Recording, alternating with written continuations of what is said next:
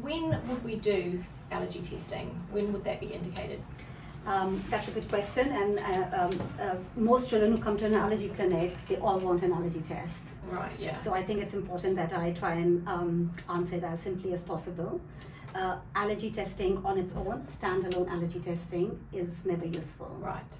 If we were to take 100 children from a cohort just outside in the community and allergy test 100 children, irrespective of their backgrounds, we would have a lot of children with positive allergy tests Right, yeah. who actually eat those foods. And have no problems. And have no problems with it. So I think that's what is really important to understand.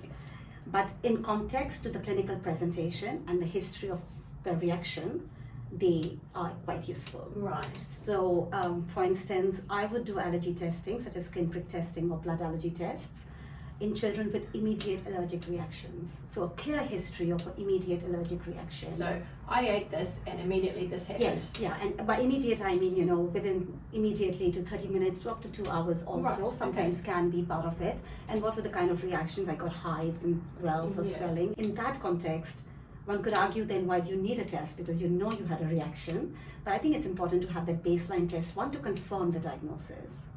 And then over time, repeated allergy tests and the trend can tell you if your child is possibly outgrowing that allergy or not. So in that context, it's quite useful. I think what it's not useful is in the context of intolerances at all, there's no utility, but also for delayed allergy reactions such as eczema or your GI symptoms, but it's chronic symptoms. Yeah. It's not that useful. Yeah. So when would you bring in a child to do food challenge test? Food challenges is another kind of a test, a diagnostic test. Say you've had a child who's been diagnosed with peanut allergy, and they've avoided peanuts for a long time. Then over the years, they've not had any reactions. Of course, you've been very good. Parents have been very good at excluding and ensuring that they don't get accidental reactions. Yes. But you have a good history that they've not had any accidental reactions. And over time, your allergy test has come down in size. So if it was a skin prick test, it's gradually reduced in size, or if it was a blood test, it's gradually reduced in size.